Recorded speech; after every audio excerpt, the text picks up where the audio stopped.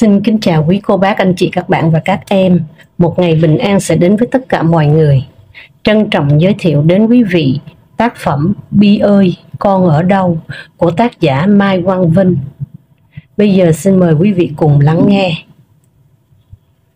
Ngày 2 tháng 9 năm 1976, con tôi mở mắt chào đời. Khai sinh cái tên Nguyễn Văn Ký Ngọc Thuyền, tên thường gọi là bé Bi. Giọt máu ân tình đã kết tinh hình hài một sinh linh bé bỏng trong hành trình lưu vong của đời thanh niên Việt Nam nơi đất khách quê người. Phần 1. Bi kịch cha và con. Sở dĩ bé Bi không mang họ Mai của cha do vợ chồng tôi chưa làm hôn thú. Thời gian đó tôi chưa đủ sức gánh vác tất cả chi phí sinh nở của vợ, chi phí nuôi nấng con thơ, cùng hàng loạt chi phí khác bủa vây đời sống hai sinh viên nghèo. Bé Bi được vài tháng tuổi, tôi nghỉ học đưa vợ con đến thuê nhà ở tại thành phố Arlington. Suốt 3 năm, tôi gửi babysit chăm con, vợ của tôi tiếp tục chương trình đại học. Tôi khởi đầu cuộc mưu sinh bằng nghề rửa chén nhà hàng. Công việc có thu nhập ổn định mà không quá sức đối với một thanh niên sốc phát như tôi. Một thực khách thân quen tốt bụng đã giới thiệu cho tôi vừa học tiếng Anh vừa học nghề điện lạnh tại trường NTSU, viết tắt của từ North Texas State University, để từ đó tôi có thêm được việc làm. Tôi nhận làm đủ thứ việc, cho dù nặng nhọc đến mấy, miễn chân chính là tôi làm tất tần tật, chẳng nề hà gì. Cuộc sống gia đình tôi dần dà ổn định, mỗi ngày qua ngày thêm tươm tất, êm đềm và ấm áp hơn. Cho đến một ngày, vợ tôi chủ động nói lời chia tay tôi. Ngay khi em vừa tốt nghiệp đại học vào tháng 6 năm 1979, tôi bất chợt ngỡ ngàng khi biết mình bị người bạn thân phản bội, đã lợi dụng lòng tin của tôi đánh cắp trái tim người vợ tôi thương yêu.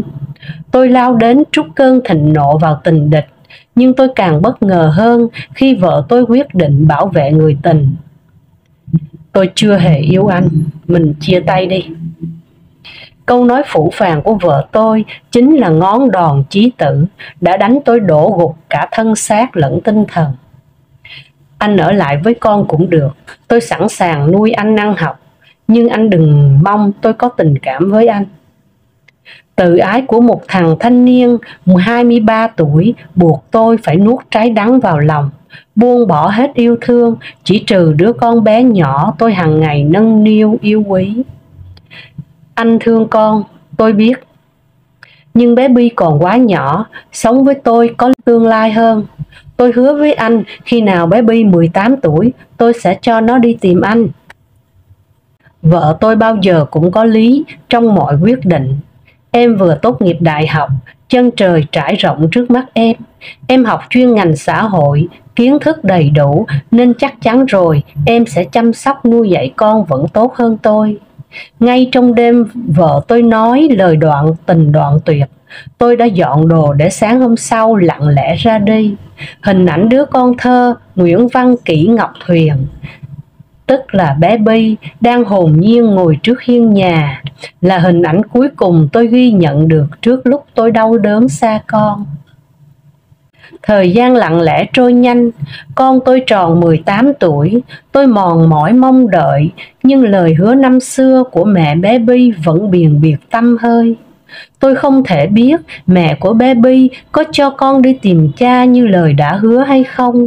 Riêng tôi vẫn khắc khoải đợi chờ con 18 tuổi lần thứ nhất, rồi con 18 tuổi lần thứ hai.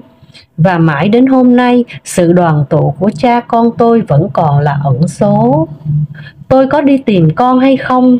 Câu trả lời muôn thuở vẫn là có đấy, nhưng chưa lần nào tôi gặp được con. Nước Mỹ tuy rộng mênh mông, nhưng việc tìm người thân đâu khó. Thế nhưng 43 năm qua, chưa lần nào tôi gặp được con mình. Tôi vẫn theo dõi từng bước con trưởng thành, qua kênh liên lạc với những người bạn chung của ba và mẹ bé Bi thời đại học. Thế nhưng lần nào nung nấu nhớ thương con, tôi đi tìm thăm bé Bi thì y như rằng tôi đều vướng những trở ngại không ngờ vào giờ phút cuối. Lần cuối cùng vào tháng 11 năm 2019, khi người bạn học cũ tổ chức tân gia căn nhà mới mua ở Texas. Bạn có nhã ý mời tất cả bạn học cũ từ thời chúng tôi mới chập chững đến Hoa Kỳ học hành và khởi nghiệp. Bạn cho tôi biết có mời cả vợ chồng của mẹ bé Bi đến dự. Trong thâm tâm tôi thầm cảm ơn người bạn tốt bụng ấy, muốn giúp tôi cơ hội được gặp lại con. Tôi đặt vé và nôn nao đợi ngày bay, nhưng đúng ngày giờ hẹn, tôi lạc lõng chơi vơi giữa sân bay Dallas. Tôi không liên lạc được với bất kỳ người nào, kể cả người bạn đã mời tôi đi dự tân gia. Thất vọng tột cùng, nhưng tôi không còn sự lựa chọn nào khác ngoài việc đổi vé máy bay về. Khi tôi buông lời trách móc, những người bạn cũ của tôi đều chung lời giải thích. Nó, tức là vợ cũ của tôi, yêu cầu tụi tao không được cung cấp bất cứ thông tin nào về mẹ con của nó cho mày. Chỗ bạn bè mà tụi tao đã hứa thì phải giữ lời. Thế tao không phải là bạn của tụi mày hay sao? Phần 2. Tình người vợ trẻ. Tôi quen vợ tôi trên chuyến tàu di tản trong cơn biến loạn kinh hoàng tháng 4 năm 1975, khi người bạn đồng hành thân thiết của tôi kiên quyết lẩn tránh tình em. Tôi đã được em chọn lấp vào chỗ trống. Cuối tháng 5 năm 1975, cùng rời đảo Guam, chuyển đến trại tị nạn Fort Indian Town Gap ở tiểu bang Pennsylvania, thì tôi với em chung đời sống như vợ chồng. Cuối tháng 6 năm 1975, rời trại tị nạn, vợ chồng tôi về tá túc chung nhà với chị gái của em tại thành phố Denton, thuộc tiểu bang Texas. Bé Bi lúc đó được vài tháng tuổi, tôi đưa gia đình chuyển đến thành phố Arlington thuê nhà ở riêng. Vợ tôi học rất giỏi nên tôi ủng hộ em học tiếp tại UTA. Phần tôi đi làm để có thêm thu nhập trang trải tiền thuê nhà, tiền gửi giữ con, tiền điện nước, xăng xe cùng hàng loạt chi phí sinh hoạt khác. Mỗi cuối tuần, nhà ở của vợ chồng tôi trở thành điểm hội họp của những sinh viên Việt Nam xa xứ. Mọi người xúm xít nấu nướng, uống bia, đàn hát và nhảy múa tưng bừng. Vợ tôi đam mê khiêu vũ và em khiêu vũ rất đẹp. Vì vậy, vợ tôi rất vui với những party mini mỗi cuối tuần như thế. Tôi dạo đó chưa biết khiêu vũ là gì, nhưng là người duy nhất đi làm nên hầu bao kha khá. Tôi trở thành nhà tài trợ cho nhóm sinh viên chung trường với vợ có những cuộc vui. Tình người Việt Nam xa xứ thời gian đó đối với tôi là điều thiêng liêng khó tả. Hạnh phúc êm đềm cứ lặng lẽ trôi. Cho đến ngày vợ tôi tốt nghiệp đại học thì em nói lời chia tay người chồng em nhặt được trên đường di tản. Lỗi tại tôi mọi đàn. Tôi tự trách tôi, quá cục mịch, quá quê mùa như lời em nói. Vì vậy tôi không hề oán trách người vợ trẻ của tôi bất cứ điều gì. Em chối bỏ tình tôi để chọn lựa một tình yêu khác xứng tầm với em là điều dễ hiểu. Tuy không chung thủy, nhưng người vợ trẻ của tôi trung thực. Tôi tôn trọng em về điều đó, vì vậy tôi tin em sẽ giữ tròn chữ tín về đứa con chung duy nhất của vợ chồng trước lúc chia tay. Với kiến thức em tích lũy từ một đất nước văn minh, tôi vẫn tin em dạy dỗ bé Bi không quên cội nguồn. Lỗi tại tôi mọi đàn, đứa con bé bỏng ngày nào của em và tôi không có lỗi, em và tôi cũng không nợ nần hay oán trách gì nhau. Một khi duyên nợ ba sinh chấm hết thì mình chia tay lặng lẽ, để từ đó đến giờ mỗi người chúng ta đều có cuộc sống riêng, không còn chút vương vấn nào chuyện thời quá khứ. Tôi không hề mong có sự bất đồng nào giữa mẹ và cha của con mình, nên tôi đã và sẽ không làm bất cứ điều gì khiến ta vô tình làm tổn thương nhau. Tôi vẫn luôn tôn trọng em như ngày xưa tôi đã từng, đến bây giờ vẫn vậy. Viết những dòng tâm can này vào ngày Nguyễn Văn Kỷ Ngọc Thuyền, bé Bi con tôi tròn 46 tuổi. Trái tim thương tật của người cha Mai Quang Vinh chỉ khát khao duy nhất một điều. Lần cuối trong đời cha được ôm chặt bé Bi vào lòng, nghe con gọi khẽ 2 tiếng cha ơi.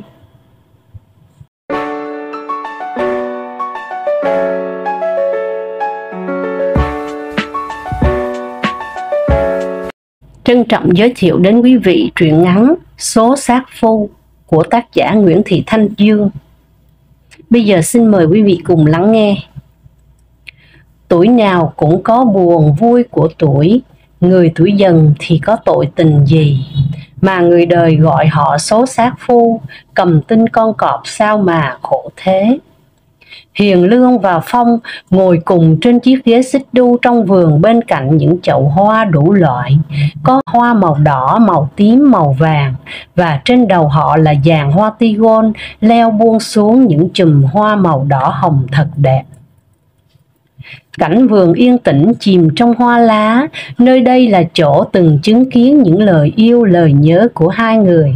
Lần nào đến thăm nhà Hiền Lương, Phong đều thích theo nàng ra vườn.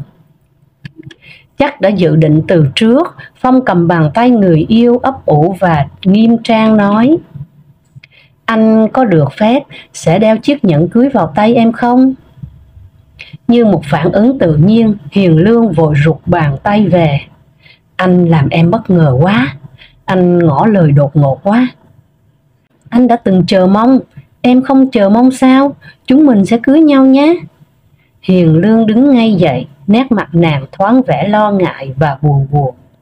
Anh ơi, em chưa sẵn sàng. Phong ngạc nhiên trước thái độ của nàng. Em sao thế? Chẳng lẽ em không muốn tình yêu của chúng ta đi đến kết thúc tốt đẹp là hôn nhân à? Anh có vội vàng quá. Anh đã biết gì về em chưa? Chúng ta chỉ mới quen và yêu nhau chưa đến 1 năm. Phong mỉm cười kéo tay nàng ngồi xuống ghế. Trời, tưởng gì, anh biết rất rõ rằng em là một cô gái xinh và hiền lành tử tế như cái tên của em. Thời gian ngắn dài với anh không thành vấn đề. Có những cặp yêu nhau tìm hiểu nhau cả mấy năm trời mới cưới nhau mà vẫn đùng đùng chia tay, y như họ mới quen nhau hôm qua và hôm nay phát giác ra điều không hợp nhau. Mình khác họ anh ạ. Em chỉ muốn anh suy nghĩ cho kỹ. Phong không hài lòng trách móc. Vậy bấy lâu nay em chưa thật lòng yêu anh sao? Từ ngày yêu nhau chưa bao giờ anh nghe em nói xa nói gần, nhắc nhở đến chuyện cưới hỏi. Thất vọng và tự ái, Phong đứng dậy bỏ về, mặc cho Hiền Lương ngồi lại một mình với cõi lòng bối rối ngổn ngang. Nàng vẫn ngồi đây, không dám vào nhà, sợ mẹ bắt gặp vẻ mặt buồn bã hoang mang của nàng, mẹ lại buồn lây. Nhà chỉ có 2 mẹ con, buồn vui gì cũng chia hai. Khi Phong ngỏ lời cầu hôn, tâm trạng Hiền Lương vừa mừng vui vừa cuống quýt ngập tràn lo âu. Điều mà nàng lo âu trước sau gì cũng đến, thế mà nàng vẫn giật mình và không thể kềm chế được đã thốt nên lời làm cho Phong hờn giận. Hiền Lương đã trải qua một cuộc tình cũng thương yêu thắm thiết như với Phong bây giờ. Ngày ấy, nàng vừa tốt nghiệp đại học, còn Phú đang là kỹ sư. Họ quen nhau sau một lần gặp gỡ và tình yêu đã nảy nở. Khi Phú ngỏ lời muốn cưới Hiền Lương, gia đình anh đã phản đối quyết liệt chỉ vì Hiền Lương tuổi dần. Có 2 gò má cao, mẹ Phú đã gay gắt và chì chiết phân tích cho con trai hiểu. Con gái đã tuổi dần, 2 gò má lại cao, chữ sát phu hiện rõ trên mặt nó, con biết chưa? Tóm lại là cô ta có số sát phu, con mà lấy nó thì không vong mạng sớm cũng khổ cả đời. Nhưng Phú đã quyết liệt, hết năn nỉ dịu ngọt đến dọa dẫm đủ điều. Cuối cùng mẹ Phú cũng phải miễn cưỡng đồng ý, 2 bên đã định ngày làm đám hỏi. Phú đã thành thật kể lại cho nàng nghe những điều ấy và cũng để chứng tỏ cho Hiền Lương biết là anh đã vì nàng mà đấu tranh với gia đình như thế nào. Thế mà trước đám hỏi chỉ 1 ngày, Phú đã tử nạn vì tai nạn xe cộ. anh chở mẹ đi thăm một người họ hàng đang nằm bệnh viện. Trên đường về, một chiếc xe tải đã tông vào Phú. Anh chết ngay tại hiện trường, còn mẹ Phú thì may mắn chỉ bị thương nhẹ. Ôi, cái tin đến với Hiền Lương thật khủng khiếp. Nàng đã chuẩn bị đủ mọi thứ cho ngày đám hỏi với người mình yêu thương. Váy áo, nữ trang, kiểu tóc. Vậy mà tất cả đã biến thành ác mộng.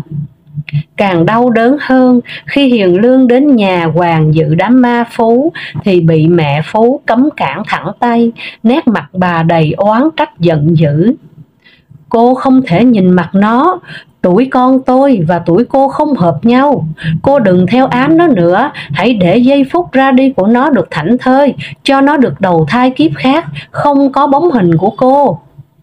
Hiền Lương chỉ biết nài nỉ. Cháu xin phép bác, cho cháu nhìn mặt anh Phú và tiễn anh lần cuối. Mẹ Phú vẫn giữ nguyên thái độ. Con tôi chết vì dính líu đến cô, đến tuổi dần của cô đấy, cô chưa vừa lòng sao?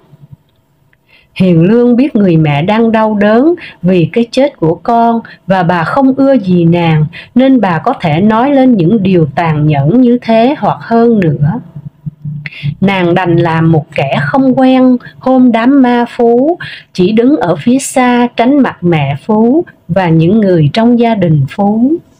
Hôm sau, nàng đã lặng lẽ mang đến mộ Phú một bó hoa tươi tạ lỗi cùng người chồng không bao giờ cưới. Sau chuyện hôn nhân không thành ấy, Hiền Lương đã bị một cú sốc nặng, bị hụt hẫng, nàng xuống tinh thần rất nhiều. Xưa nay, nàng không tin vào những điều tướng số hay dị đoan. Chuyện Phú chết không có liên quan gì đến nàng. Hai người chưa làm đám cưới, chưa đám hỏi. Phú chở mẹ đi thăm người thân bên nhà Phú, vậy mà người ta cũng quy tội cho nàng.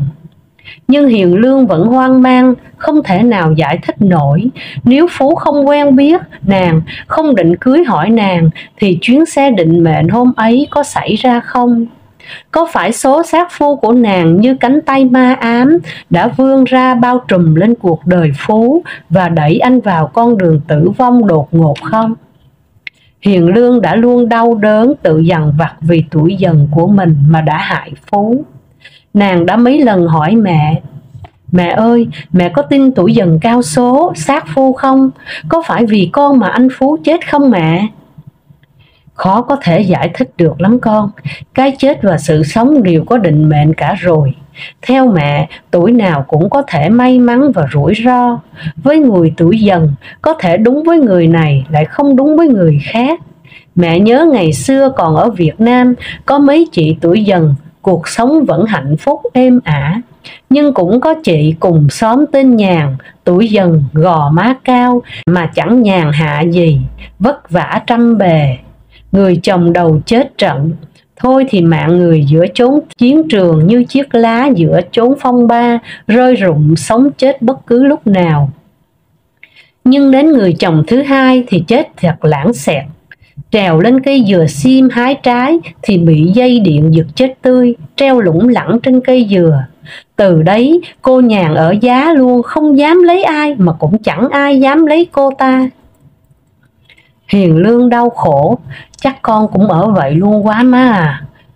Lấy chồng chỉ làm khổ người ta, có khi người ta cho mình là giết người ta. Mẹ cô an ủi. Mẹ đã nói tùy số mệnh mỗi người mà, bởi thế khi sinh con vào năm Dần, mẹ đã đặt tên cho con là Hiền Lương cho giảm nghiệp. Kẻo cứ bị mang tiếng là ác, là số sát phu. Ngay cuộc đời mẹ đây, tuổi con rồng, lấy cha con cũng tuổi rồng, hai con rồng bay lượn, bay bướm lộng lẫy thế mà cuộc đời cũng chẳng huy hoàng gì. Rồi cha con mất sớm khi mẹ hãy còn xuân xanh. Nhưng con vẫn thấy lo lo làm sao á mẹ ơi. Thì con coi Phú chết là tại vắng số, con đừng mang mặt cảm tội lỗi là tại con cho khổ thân. Sau 2 năm, nỗi kinh hoàng vì tuổi sát phu ám ảnh Hiền Lương cũng nguôi ngoai đi. Nàng đã gặp Phong và tình yêu lại bắt đầu. Nhưng chẳng hiểu sao khi Phong ngỏ lời cầu hôn thì những hình ảnh ngày xưa kỷ niệm với Phú và mẹ Phú lại lù lù hiện về. Nàng cảm thấy mình bị tổn thương và đồng thời cũng e ngại làm tổn thương người khác. Phong còn đầy đủ cả cha lẫn mẹ. Cha mẹ Phong sẽ không đời nào chấp nhận con trai họ cưới một cô dâu tuổi dần như nàng, và thảm kịch kinh hoàng như Phú liệu có thể tái diễn không? Hiền Lương vẫn lặng người trên ghế sau vườn. Với bao điều trăn trở, nàng quyết định sẽ nói cho Phong biết nàng tuổi dần, rồi mặc sự đời muốn ra sao thì ra.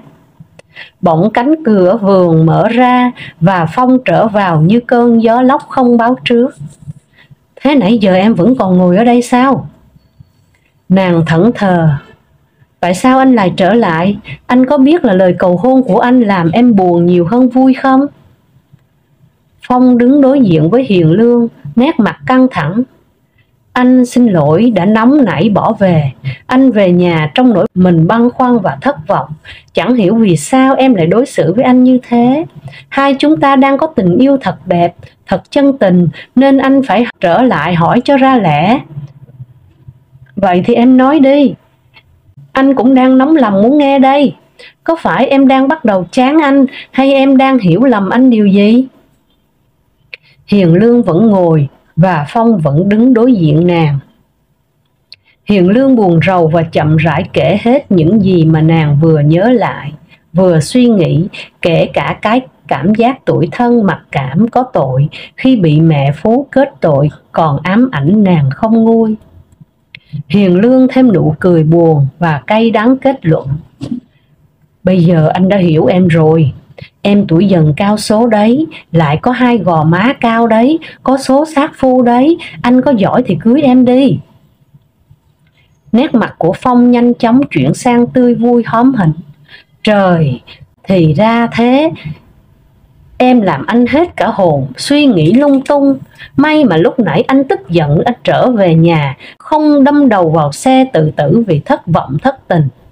Này em, việc gì mà em phải thách đố, hằn học và bi quan thế? Anh sợ gì mà không dám cưới em chứ? Giọng nàng vẫn thách thức. Anh không sợ tai họa đến với anh à? Anh có kinh nghiệm qua vài câu chuyện hôn nhân với người tuổi dần rồi. Anh quen thằng bạn đã có vợ tuổi dần. Hiền Lương sốt ruột ngắt lời.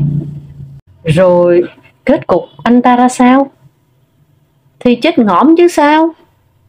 Trời ơi, cũng tại cô vợ tuổi dần hả anh? Em đừng vội thất kinh, bình tĩnh nghe anh kể lại từ đầu đuôi đến cuối rồi hãy kết luận. Cô vợ thì hết sức yêu thương chiều chuộng chồng. Không biết chỉ vì tình yêu hay cộng thêm cái mặc cảm tuổi dần của mình mà hết lòng với chồng như vậy, ai nhìn vào cũng thấy anh ta thật hạnh phúc và may mắn. Nhưng người chồng vốn tính bay bướm trăng hoa, chẳng bao lâu thì chán vợ, chán cái cô tuổi dần mà anh ta đã trầy da tróc vẫy, vượt mọi khó khăn, rào cản của gia đình và họ hàng mới cưới được cô. Anh ta ly dị vợ vì có tình yêu khác.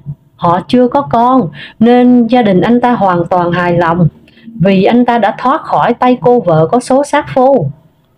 Cưới cô vợ thứ hai không phải tuổi dần, gia đình coi bói, coi tuổi, coi tử vi đều rất hợp, sẽ sống lâu trăm tuổi. Vậy mà chỉ trong một lần uống rượu về, anh ta đi tắm và trúng gió rồi chết tươi. Hiền Lương thở phào. Đấy, nếu anh ta chết với đời vợ trước thì lại mang tiếng cho người tuổi dần. Phong cũng thở phào như vừa trút xong một gánh nặng.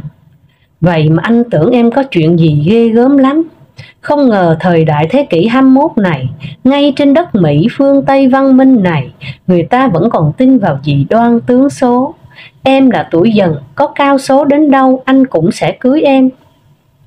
Chuyện anh vừa kể là chuyện của người ta, nhưng còn cha mẹ anh, họ sẽ coi tuổi, sẽ xem ngày để làm đám cưới và nảy sinh ra bao nhiêu thứ cản trở khi biết em tuổi dần, rồi có thêm hai gò má cao. Nhưng anh lại yêu hai cái gò má cao cao của em. Thế mới lạ, nhờ hai gò má mà mặt em mới có những nét gây ấn tượng khó quên cho người ta khi đối diện. Lần đầu tiên gặp em, anh tương tư hai gò má cao trên khuôn mặt thanh tú của em đấy. Hiền Lương nghi ngờ. Anh đang nói an ủi em phải không? Thay vì chê hai gò má em gây ấn tượng sát phu, anh thưởng cho nó món quà tương tư, ai mà tin nổi. Nhưng đấy là sự thật. Nếu anh là đạo diễn, nét mặt này nhất định phải vào vai chính. Thôi anh đừng có nịnh, đừng đùa dai và nói lan man với em nữa. Em vẫn đang lo ngại phản ứng của cha mẹ anh đây. Phong cười cười. Không sao, vui quá đi thôi, thật không ngờ. Nàng giãy nảy. Anh còn vui cười được nữa hả? Cười trong lúc em đang lo lắng như thế này. Phong nghiêm chỉnh. Vậy anh nói để em yên tâm ngay lúc này. Anh chắc chắn là cha mẹ anh không bao giờ phản đối chuyện em tuổi dần hay cao số gì cả. Trái lại, biết em tuổi dần, mẹ anh còn vui nữa đó. Cho nên anh mới vui theo. Hiền Lương lắc đầu. Em không tin, anh chỉ bịa ra để trấn an em thôi. Bây giờ anh kể thêm một chuyện về tuổi dần cho em nghe nhé. Chuyện này kết cục khác hơn chuyện trước. Nhân vật chính là mẹ anh, người cũng tuổi dần. Hiền Lương giật mình, ngạc nhiên hỏi lại. Mẹ anh cũng tuổi dần hả? Đúng thế, chẳng những tuổi dần mà lại còn sinh vào giờ dần. Hai gò má còn cao hơn của em nữa chứ. Hắc ám thế, thử hỏi ai mà không ngán. Trừ người đang yêu mù quáng là cha anh, nhất quyết xông vào. Ngày xưa bên nội anh đã chống đối cuộc hôn nhân của cha mẹ anh đến cùng. Đến nỗi hai người phải bỏ xóm làng ra đi để được chung sống bên nhau. Cho đến khi sinh hai đứa con, cha mẹ anh mới dám dắt nhau về bên nội trình diện và tạ tội. Đấy, cha mẹ anh vẫn sống bên nhau hạnh phúc đề huề, con đàn cháu đống. Tới ngày nay, cha anh có gặp tai nạn hay chết yểu vì cô dâu tuổi dần đâu. Hiền Lương vui mừng, tươi ngay nét mặt. Thật thế hả anh? Vậy là đúng như mẹ em nói, tuổi nào cũng có số mệnh của nó. Nhiều khi chỉ ngẫu nhiên mà hoạn nạn rơi vào tuổi dần, rồi gây ra ấn tượng và mang tiếng thêm cho người mang tuổi dần. Cha mẹ em tuổi rồng bay phượng múa, mà cha em lại chết yểu, bỏ mẹ em bơ vơ trên đường đời, từ tuổi còn thanh xuân cho đến bây giờ. Phong vỗ về người yêu. Chẳng cần nhìn đâu xa, cứ nhìn cha mẹ anh và cha mẹ em thì chúng ta cũng thấy đâu là số mệnh rồi. Chàng thân mật ngồi xuống chiếc ghế xích đu cạnh nàng. Bây giờ thì em đã có thể bình tâm mà trả lời câu hỏi lúc nãy của anh chưa? Phong cầm bàn tay Hiền Lương lên và âu yếm tiếp. Cho phép anh nay mai đeo nhẫn cưới vào ngón tay xinh xinh này, ở cô dâu tương lai tuổi dần và hai gò má cao đáng yêu của anh. Hiền Lương nũng nịu. Không, vì sao nữa? Phong nóng ruột gắt lời. Vì anh cầm lộn bàn tay phải của em rồi, người ta chỉ đeo nhẫn cưới cho hôn thê vào bàn tay trái thôi. Phong cầm bàn tay còn lại của người yêu nồng nàn tiếp. Vậy thì anh xin cả hai bàn tay em. Một tay để anh đeo nhẫn, còn một tay để em đeo nhẫn cho anh. Truyện ngắn Số Sát Phu xin được phép dừng lại ở đây. Chân thành cảm ơn quý vị đã lắng nghe. Hẹn gặp lại mọi người vào lúc 5 giờ 30 sáng trên kênh Cô Khanh đọc truyện và lúc 20 giờ trên kênh Truyện Mới Mỗi Ngày. Xin chào.